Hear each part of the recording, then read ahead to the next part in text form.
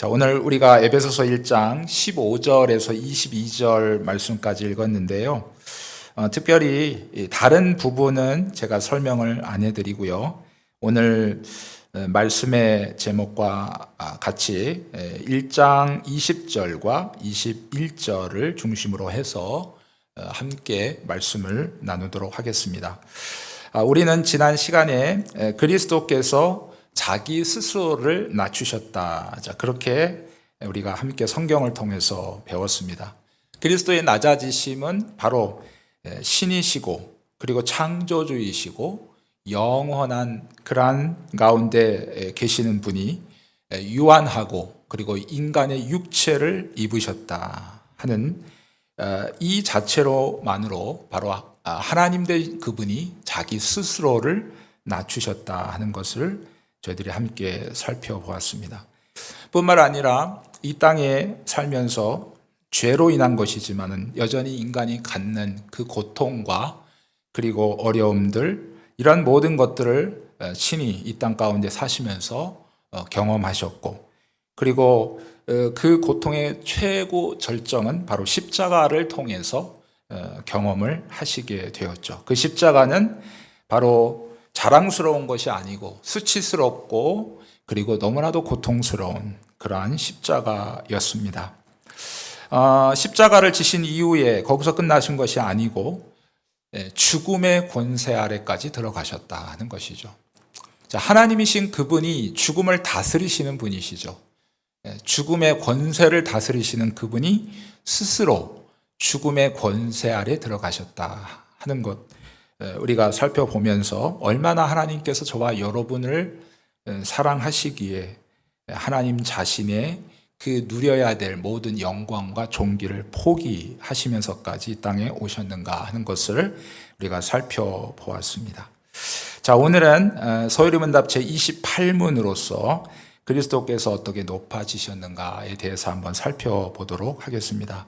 앞에 띄어져 있는 화면 보시고 우리 28문, 문과 답을 함께 읽어보도록 하겠습니다. 제28문, 그리스도께서는 어떻게 높아지셨습니까? 답 같이 한번 읽어보시죠. 그리스도께서는 3일 만에 죽은 자 가운데서 부활하시고 하늘에 오르사 하나님 우편에 앉으시며 마지막 날에 세상을 심판하기 위해 다시 오심으로 높아지셨습니다. 네. 자, 우리가 함께 살펴봤던 이 내용은 여러분이 사도신경을 고백하시면서 익히 익숙한 내용들이죠. 우리는 늘 사도신경을 이렇게 입에 그냥 자연스럽게 나오면서 사도신경을 우리가 예배 시간마다 고백을 하지만 과연 그 사도신경의 내용 하나하나의 내용들을 우리가 깊이 묵상하고 또 그 뜻을 우리가 알 수 있는 기회가 있다면 참으로 복된 것이죠.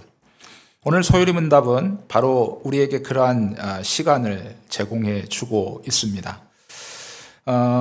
예수께서 이 땅에 오셔서 우리의 죄 때문에 죽음의 권세 아래 있으셨지만 그러나 언제까지나 죽음의 권세 아래 있으실 수는 없죠. 왜냐하면 그분은 하나님이시죠. 그분은 사단을 다스리시는 분이시죠. 죽음의 권세를 다스리시는 분이시죠. 뿐만 아니라 그리스도께서 죽음에 머물러 계셨다면 여러분, 우리의 구원은 아무런 의미가 없다 하는 것입니다. 여러분, 예수께서 이 땅에 사람의 몸을 입고 오신 거 굉장히 중요하고 굉장히 위대한 사건입니다. 우리를 위해서 그 귀하신 몸이 십자가에 갈기갈기 찔겨서 자신을 드리신 단번에 희생제사가 되어주신 그분의 그 사랑 너무나도 위대하고 너무나도 크죠. 그러나 그 위대한 사랑이 십자가에서만 끝났다면 그것은 우리에게 아무런 영향을 끼칠 수 없다라고 하는 사실입니다. 바로 그리스도께서 십자가에서 죽으신 이후에 죽음의 권세 아래 들어가셨으나 3일이라고 하는 시간이 충분한 겁니다. 그 3일 안에 그 권세 아래 계시면서 바로 그 고통을 체험하시고 얼마나 인간의 죄라고 하는 것이 한번 이렇게 저질러지면 다시 돌이킬 수 없는 죄의 고통이 이렇게 있는가 하는 것을 바로 우리에게 보여주시는 것이죠. 3일 동안에. 그러나 3일이 지난 이후에는 이제 그리스도께서 다시 그 죽음의 권세를 바로 이기시고 부활하시는 그러한 놀라운 사건이 이제 있게 되는 것입니다. 우리에게 부활이 없다면 세상에서 가장 불쌍한 자라고 그렇게 성경이 증거하고 있습니다. 자, 여러분 성경 한번 같이 찾아보겠습니다. 고린도전서 15장 17절부터 19절까지 있는 말씀입니다. 신약성경 283페이지 고린도전서 15장 부활장이죠. 15장 17절로 19절까지 있는 말씀입니다. 신약성경 283페이지입니다. 찾으셨으면 한 목소리로 함께 읽도록 하겠습니다. 그리스도께서 다시 살아나신 일이 없으면 너희의 믿음도 헛되고 너희가 여전히 죄 가운데 있을 것이요 또한 그리스도 안에서 잠자는 자도 망하였으리니 만일 그리스도 안에서 우리가 바라는 것이 다만 이 세상의 삶뿐이면 모든 사람 가운데 우리가 더욱 불쌍한 자이러라. 아멘. 예수께서 죽음의 권세를 이기시고 그 죽음의 권세 속에서 다시 살아나시는 그러한 놀라운 일들이 있었기 때문에 바로 예수 그리스도의 자기 비하, 스스로 낮아지심이 더욱 빛날 수 있었고 그것을 통해서 하나님의 거룩한 구원의 역사가 완성되어질 수 있다 하는 것입니다. 여러분, 이 죽음의 문제는 인생이 겪어야 될, 누구나 다 겪어야 될 문제이죠. 사실 이 세상 사람들은 그렇게 생각합니다. 사람이 태어나고 시간이 가면 우리의 몸은 늙고 그리고 낡아져서 당연히 아주 자연스럽게 죽음이 우리에게 오는 것이 너무나도 당연하지 않는가 이렇게 얘기하죠. 그래서 마치 이 죄라고 하는 것과 이 죽음의 문제가 너무나도 자연스러운 것인 것처럼 우리를 속이고 있다 하는 것입니다. 그러나 여러분, 죄라고 하는 것과 이 죽음이라고 하는 것은 자연스럽지가 않아요.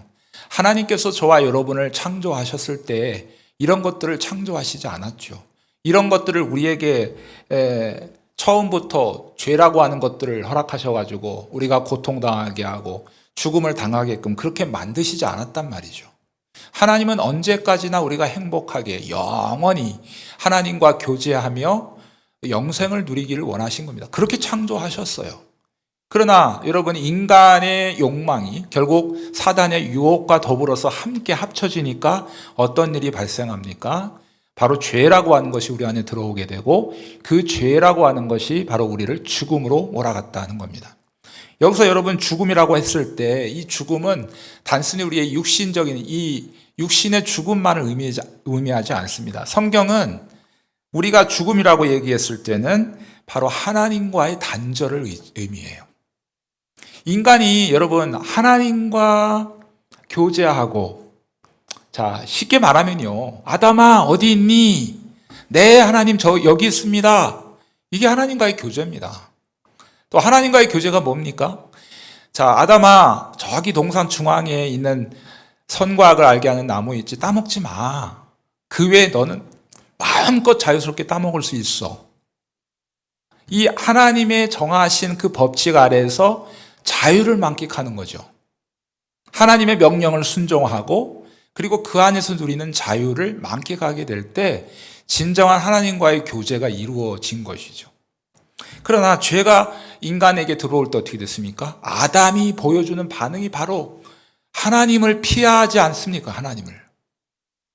하나님이 뭐라고 하지 않았는데도 하나님이 무서워진 거고 하나님이 공포스러운 것이고 공포스러운 존재로 여겨져서 하나님을 멀리 떠나 숨어 있는 것이죠. 이것이 바로 죽음입니다. 죽음. 여러분, 지옥이 왜 고통스러운지 아십니까? 지옥은요, 너무 뜨겁고 영원토록 죽지 않도록 고통스러우니까 아마 지옥이 고통스러울 거다라고 생각하지만 지옥은 하나님과의 교제가 영원히 끊어진 곳이기 때문에 고통스럽습니다. 이 지옥에 간 인간들은 그런 생각을 갖고 살지 않았겠습니까? 나는 하나님 필요 없어. 우리 힘만으로도 얼마든지 이 땅 가운데 파라다이스를 누릴 수 있고 우리의 힘으로 얼마든지 할 수 있는데 왜 신이 우리를 간섭하는가? 더 이상 나를 간섭하지 마세요. 나를 떠나세요. 왜 그렇게 생각했던 존재들이 다 지옥에 가 있지 않습니까? 그들의 원함대로 결국 지옥에 갔는데 여러분 진정 하나님과의 교제가 끊어진 인간은 그 자체가 고통이고 절망이고 죽음이다 하는 사실이죠. 여러분, 이 죽음의 문제, 아담과 하와 이후에 태어난 모든 사람이라면 바로 이 죽음의 하나님과의 단절이라고 하는 이 가장 치명적인 죽음의 문제를 해결할 수 없죠. 그 결과로 우리의 육신도 결국 죽음을 맞이하게 되었습니다. 하지만 그리스도께서 부활하신 이 사건은 이 죽음의 문제를 해결하신 최초이자 유일한 사건입니다. 그리스도께서 부활하심으로써 그리스도께서 높아지셨죠. 그리스도의 입장에서는 높아지신 겁니다. 자, 빌립보서 2장에서도 그렇게 얘기하고 오늘 우리가 읽었던 에베소서 1장 20절과 21절에서도 바로 그리스도의 자기 비하 이후에 하나님께서 그를 높이 들리셨다. 이것이 가장 첫 번째로 나타난 것이 부활의 사건인 것이죠. 이 부활의 사건은 그리스도의 입장에서는 바로 영원하신 하나님, 영광 받으실 그 하나님께서 다시 높여서 위대하신 하나님으로 찬양을 받으시는 사건일과 동시에 그를 따르는 모든 사람들을 바로 그리스도처럼 다시 부활하게 될 것을 우리에게 또한 소망을 안겨주고 있다 하는 것입니다. 그래서 고린도전서 15장 20절 말씀에서는 바로 그리스도께서 모든 믿는 자들의 부활의 첫 열매가 되셨다. 첫 열매라는 의미는 참 많습니다.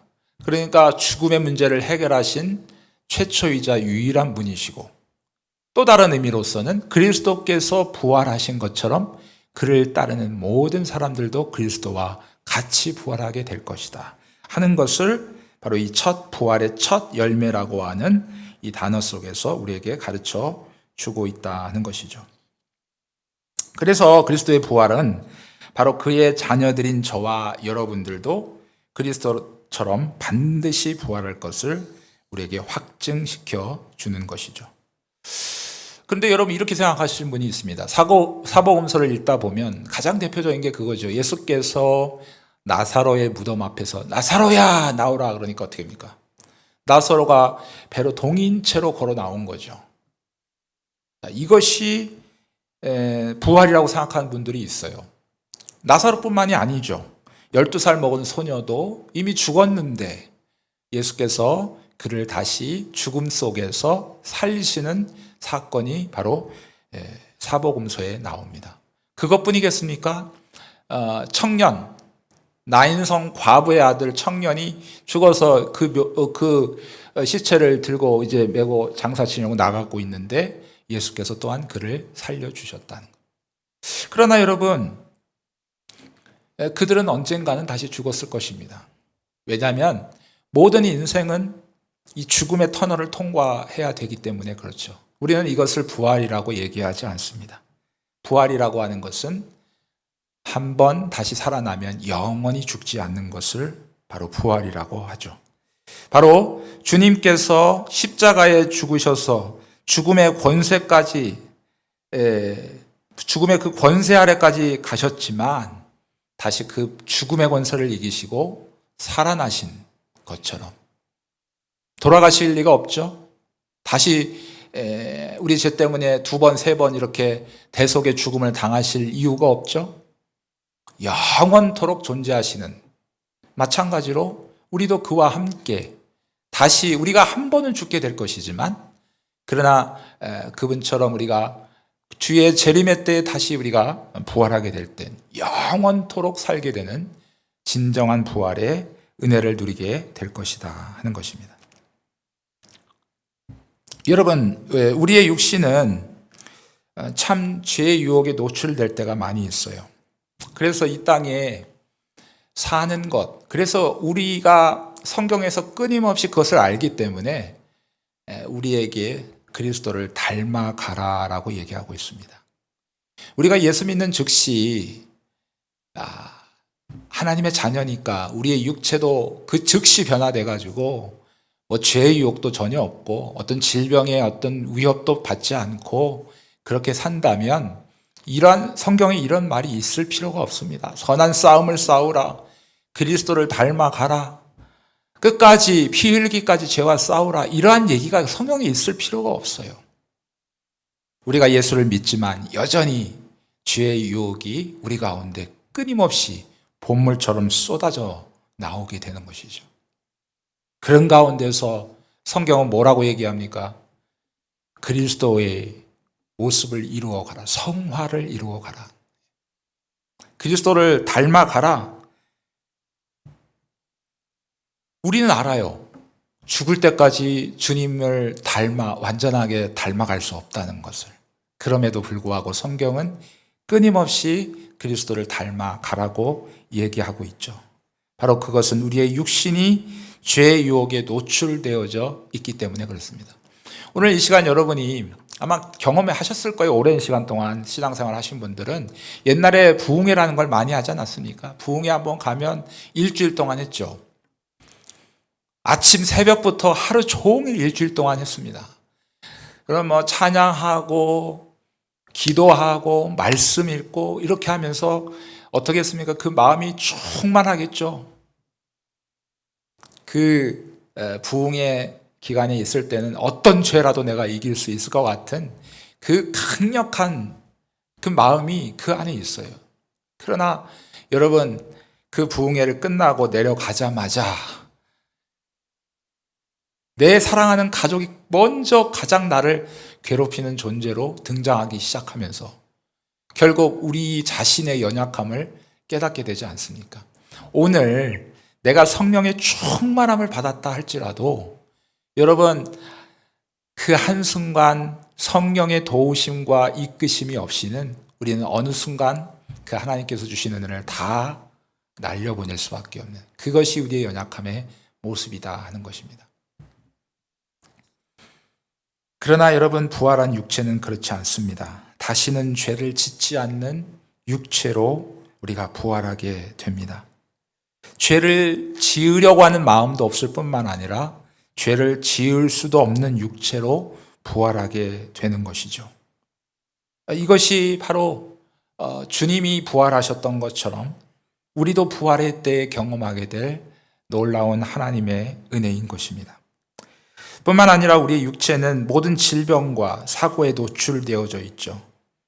여러분, 작은 바이러스 하나가 이 온 세계를 3, 4년이 넘도록 사람들 마음 가운데 두려움으로 꽁꽁 묶어버린 이 코로나 사건을 통해서 우리는 앞으로도 얼마나 더 많은 그러한 질병들이 우리 안에 올까, 그런 것들만 생각하면 두려움이 가득하죠. 작은 바이러스가 바로 우리 몸에 들어와도 이렇게 우리를 고통스럽게 하는데, 이 세상에 우리를 고통스럽게 하는 종류는 정말 셀 수가 없죠.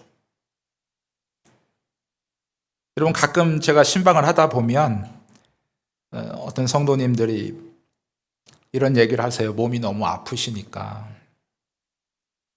이렇게 빨리 너무너무 아파서 병원 가서 치료받고 또 회복되셔서 빨리 교회 나오셔야죠. 그렇게 얘기하면 더 이상 이 땅에 살고 싶지 않으시대요. 빨리 주님께서 나를 좀 불러가 주셨으면 좋겠다. 이런 말씀을 하시는 것을 제가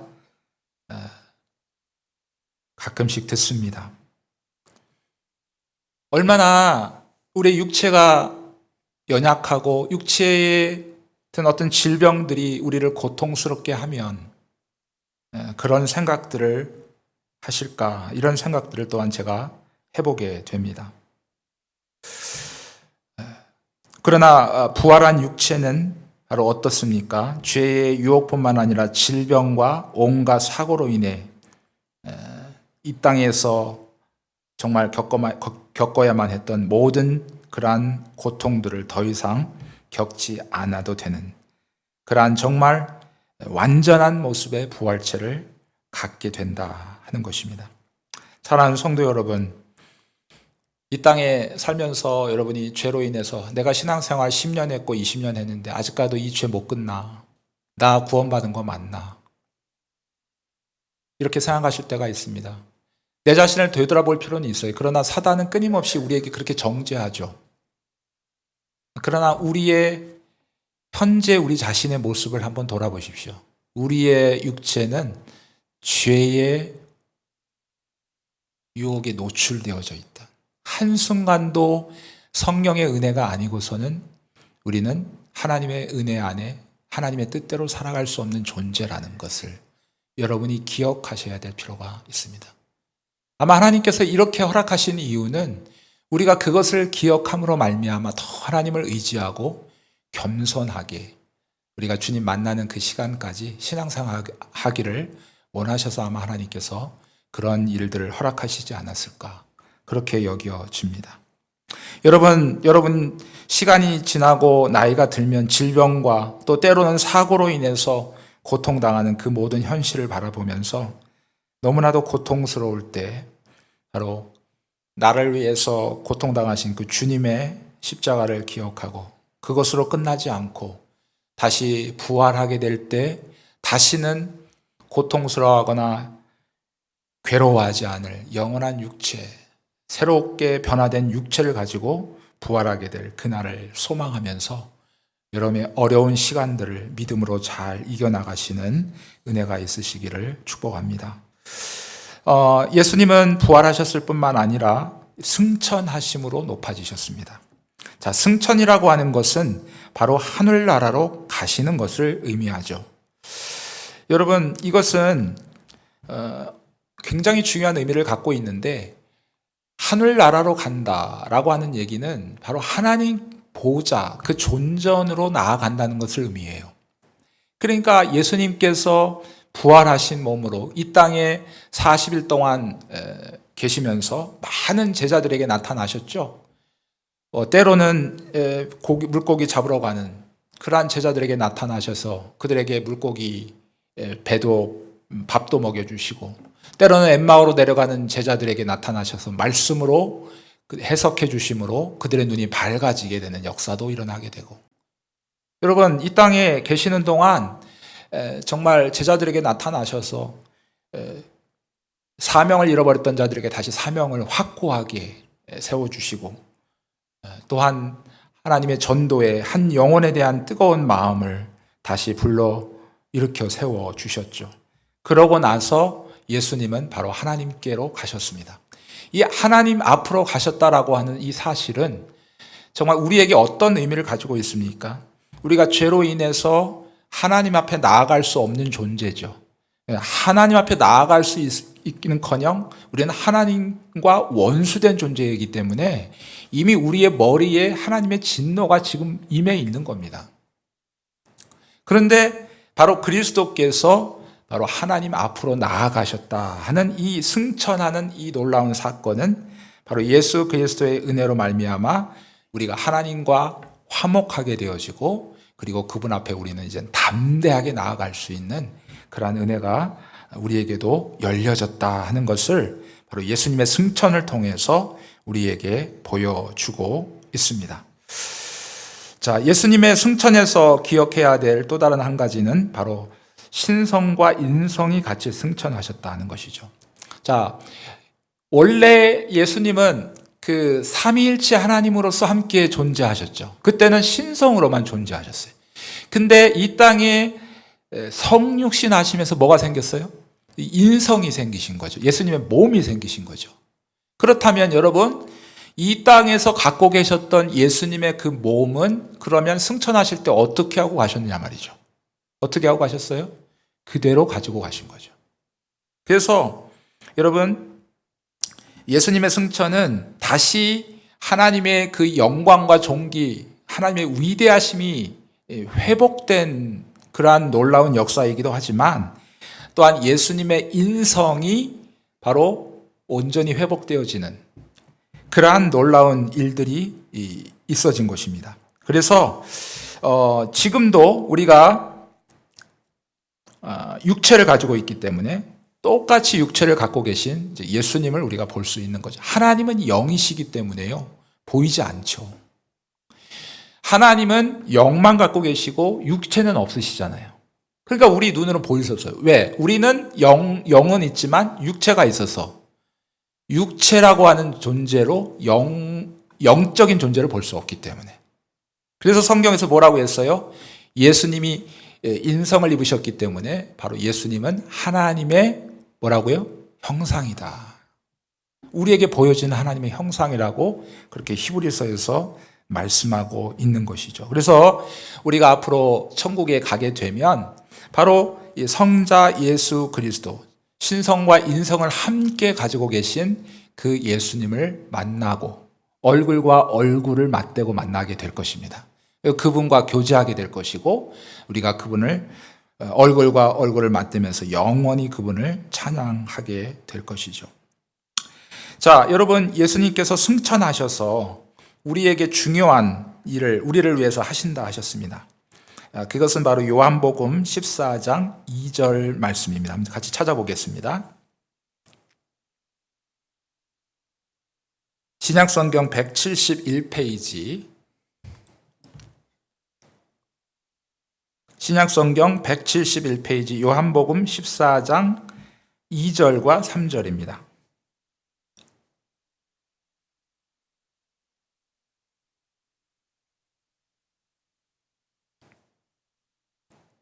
우리 찾으셨으면 한 목소리로 함께 읽어보겠습니다.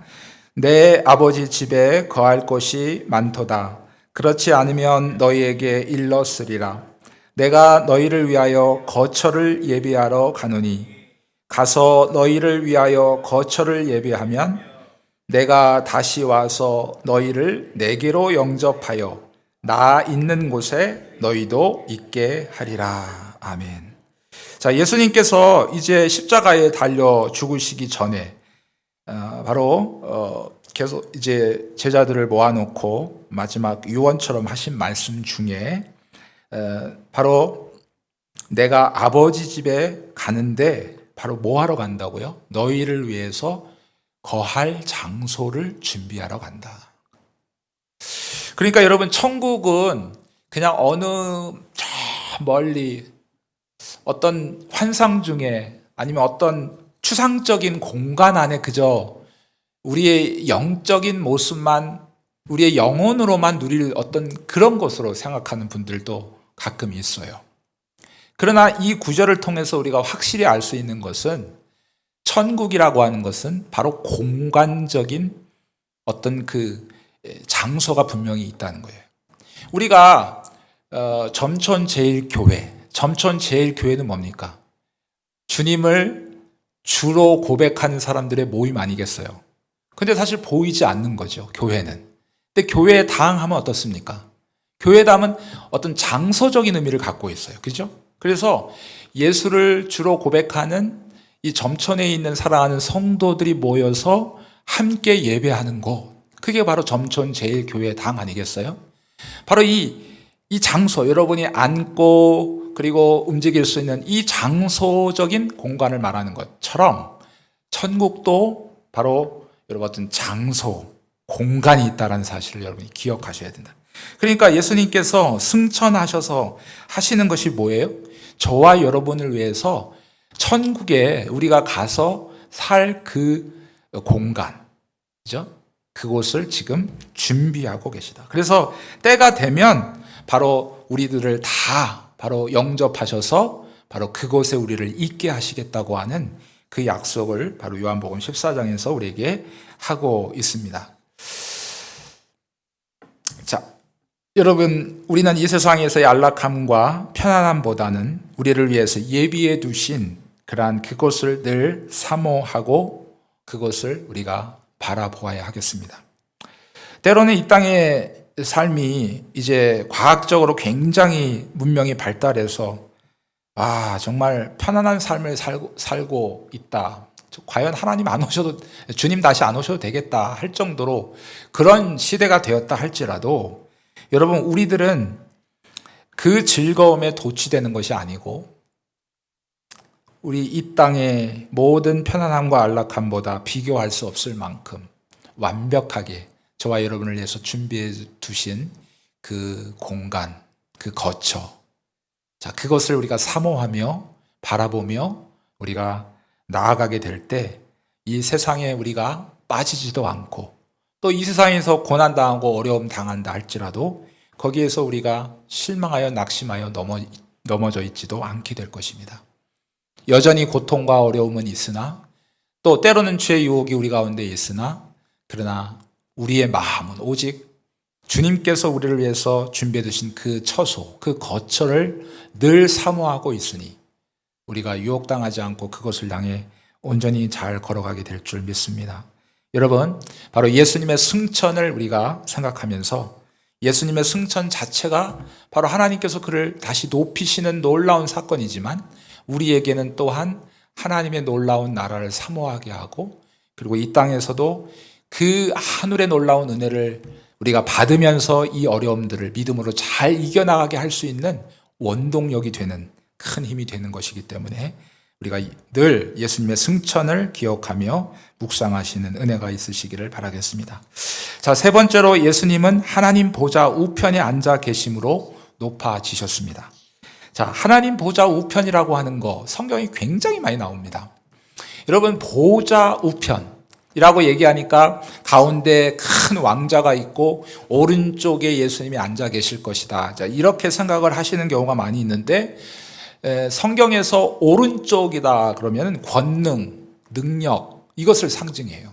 그러니까 하나님의 보좌 우편이다라고 하는 얘기는 실제적으로 예수님께서 하나님이 가운데 앉아 계시고 오른쪽에 예수님이 앉아 계시는 것을 의미하는 것이 아니고 하나님이 가지고 계신 위엄과 그 능력과 권능을 예수님에게 다 주신 것이죠. 그래서 예수님은 바로 그 권능을 받아가지고 뭐 하고 계시는가? 지금 굉장히 많이 있습니다. 그러나 그 중에서 가장 대표적으로 우리가 살펴볼 것은 첫 번째는 바로 저와 여러분을 위해서 중보 기도하고 계시다는 사실이에요. 여러분, 이 중보라고 하는 자체가 이미 그리스도께서 자신을 단번에 들이심으로 하나님과 원수되었던 저와 여러분들을 다시 화목하게 만들었어요. 이것이 중보의 본질이죠. 그러나 거기에서 끝나지 않습니다. 그리스도는 이 땅에 몸을 갖고 계셨기 때문에 몸을 가지고 다시 승천하셨어요. 그러면 이제 그리스도는 이 땅에 계시지 않고 누가 이 땅에 계십니까? 바로 보혜사 성령님께서 이 땅에 계시는 것이죠. 그래서 예수님은 바로 보혜사 성령님을 이 땅에 보내심으로 말미암아 하나님의 자녀들이 마치 예수님께서 이 땅에 계셨을 때 하셨던 그 말씀, 그 생명의 말씀, 그 능력의 말씀을 계속해서 기억나게 하고 또 그 말씀이 그들의 삶 가운데 능력으로 나타나게 하심으로써 그들이 이 땅 가운데서 믿음으로 살아갈 수 있도록 하십니다. 뿐만 아니라 그리스도 자신은 바로 하나님 보좌 우편에 계셔서 저와 여러분을 위해서 중보 기도하신다는 거예요. 그러니까 여러분, 사실 우리 인생 가운데 되돌아보면 참 위기가 많았죠. 아마 여러분 인생 돌아보면 한 사람 예외 없이 아마 다 그러셨을 거예요. 내 인생의 요 시대는 정말 위기였다. 와, 그때 이 하나님의 은혜가 없었더라면 내가 지금 어디에 있을지, 내가 과연 참된 믿음을 가지고 주님을 섬기고 살아갈 수 있었을지 의문이 드는 그러한 순간순간들이 왜 없었겠습니까? 우리가 그러한 순간들, 여러분 뒤를 돌아보며 이렇게 그 위기의 순간순간마다 그 위기의 순간을 믿음으로 잘 이겨나가고 또 다시 믿음으로 일어서고 이제까지 믿음으로 달려오게 하신 것은 결국에는 바로 예수님의 중보 기도의 사역 때문에 그렇다는 거예요. 우리가 서로를 위해서 기도하는 거 굉장히 중요하죠. 그러나 그것은 굉장히 세 발의 피와 같이 예수님의 중보 기도에 비하면 굉장히 작다는 겁니다. 그렇다고 해서 여러분이 다른 사람을 위해서 기도하지 말아야 되겠다 이런 얘기를 하는 것이 아니고요. 우리의 삶의 원동력, 우리의 신앙생활의 원동력, 우리의 믿음 생활의 원동력이 바로 그리스도의 중보 기도 아래 이루어진다는 사실이에요. 그러니까 여러분, 우리가 예수님께서 십자가에 단순히 죽으심으로 말미암아 우리를 구원하시고 그냥 내버려 두신 것이 아니고 이 땅에 없으실 때 성령님을 보내셔서 우리에게 끊임없이 하나님의 말씀, 그분의 말씀을 기억나게 하시고 그 성령의 능력으로 바로 믿음의 길로 잘 걸어갈 수 있도록 우리를 이끌어 주시고 하나님 보좌 우편에서 그 예수님 당신은 어떤 일을 하고 계세요? 직접적으로 우리를 위해서 중보 기도하고 계십니다. 저와 여러분이 그 믿음의 길을 잘 걸어올 수 있도록 그 어려운 순간순간을 낙심하지 않고 실족하지 않고 정말 어찌하든지 기쁨으로 그 순간들을 잘 이겨낼 수 있도록 그렇게 예수님께서 저와 여러분을 위해서 기도하고 계시다. 여러분이 이것을 생각할 때 힘이 나지 않습니까? 누군가 나를 위해서 기도한다. 기도하죠. 그러나 잘 몰라요. 누가 나를 위해서 기도하는지. 근데 내가 어려움 당할 때 때로는 몇 명이 나타나서 당신을 위해서 내가 기도합니다. 기도합니다. 기도합니다라는 이야기를 듣기만 해도 힘이 나고 용기가 생기죠. 그러나 여러분, 그거와 비교할 수 없이 바로 그리스도께서 저와 여러분을 기억하시고 한순간도 예외 없이 우리들이 그 고통 가운데 빠지지 아니하도록 절망 가운데 빠지지 않도록 믿음의 거룩한 길 위에 잘 서가도록 기도하고 계시는 그분이 계시다는 것을 우리가 인지할 때 여러분 아무리 힘들고 어려워도 아무리 절망스러워도 우리는 다시 그것을 툭툭 털어버리고 일어나서 그 주님을 의지하여 이 믿음의 길을 잘 걸어가게 될 줄 믿습니다. 또한 예수님께서 보좌 우편에서 하시는 일은요, 바로 이 세상을 다스리시는 일이시죠. 이 세상은 세상에 돈 있는 자들, 권력 있는 자들이 이 세상을 움직인다고 생각합니다. 모든 인간의 역사는 아마 그런 중심으로 역사가 기술됐을 거예요. 그렇지만 여러분, 하나님의 역사는 그렇지 않죠. 실제적으로 그분의 역사는 바로 돈 있는 자도 아니요 권력 있는 자도 아니라 바로 하나님께서 당신의 뜻대로 이루어지고 이 역사를 이끌어 가신다는 거예요. 그러니까 한순간도 한치의 오차도 없이 바로 하나님의 역사는 이제까지 이루어져 왔습니다. 우리가 이것을 신뢰한다면 어떤 마음이 있게 될까요? 우리 주변에서 그저 나는 정말 열심히 주님을 섬기려고 하고 주의 말씀 지키려고 하고 그런데 어려움이 따릅니다. 핍박이 따릅니다. 고통이 따라요. 그러나 대충대충 하나님도 두려워하지 않고 자기 멋대로 어쨌든 기회주의적으로 다른 사람의 어떤 다른 사람을 밟고 일어서면서라도 그냥 정말 약삭 빠르게 악한 일을 하면서도 그들이 잘 되는 거 보면서 우리 마음 가운데 때로는 낙심이 생길 거예요. 내가 과연 이렇게 하나님의 말씀을 지켜나가는 것이 맞는가? 저들은 저렇게 악한 일을 해도 저렇게 잘 나가는데 내가 이렇게 하는 것이 맞는가?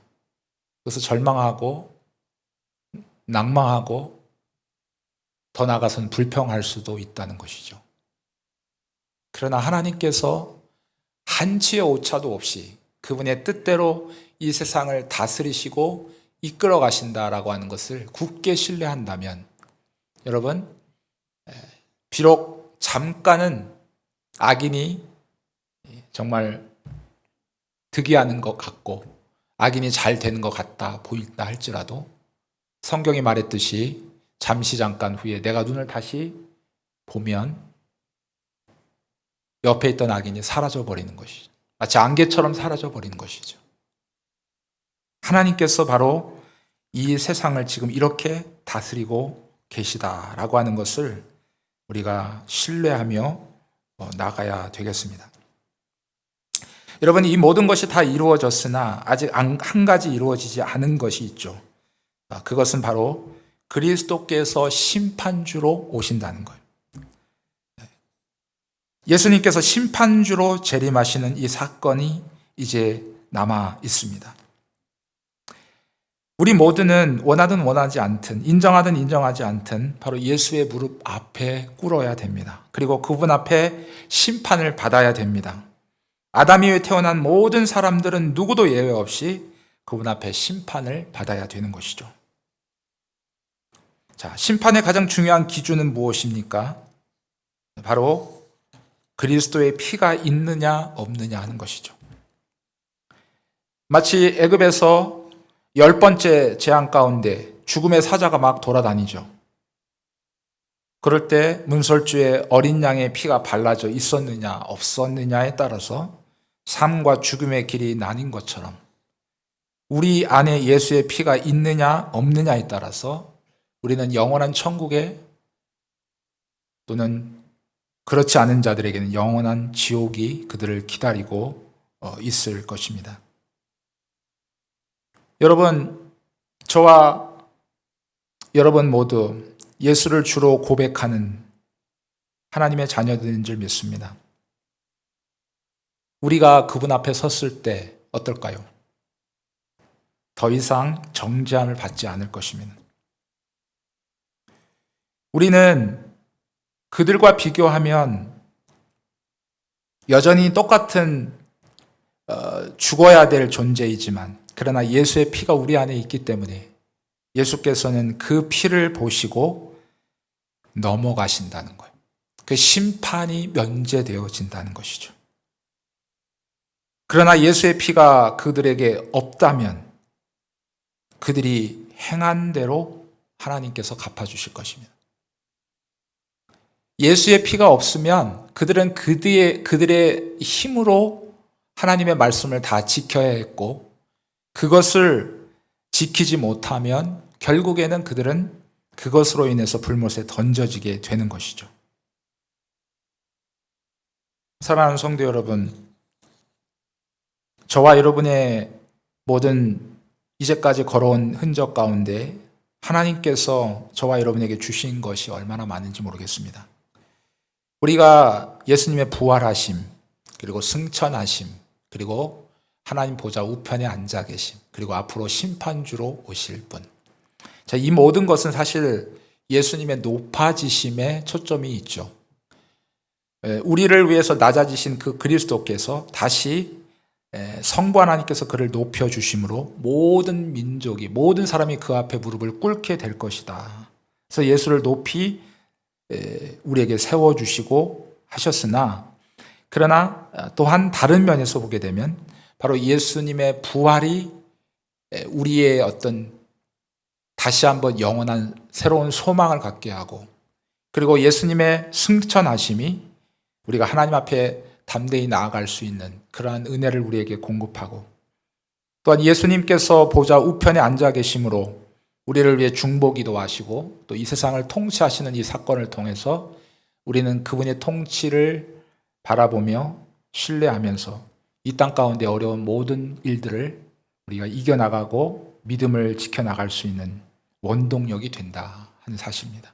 마지막으로 예수님의 심판자리 앞에서도 바로 예수의 거룩한 피가 저와 여러분에게 흐르고 있기 때문에 그 심판도 우리는 면제될 것이고, 그 앞에서 정말 그리스도께서 높아지셨듯이 또한 우리를 높이 세우셔서 하나님의 거룩한 자녀로 영원한 천국 가운데 주님과 함께 왕노릇하는 거룩한 은혜로 저희들을 이끌어 가실 것입니다.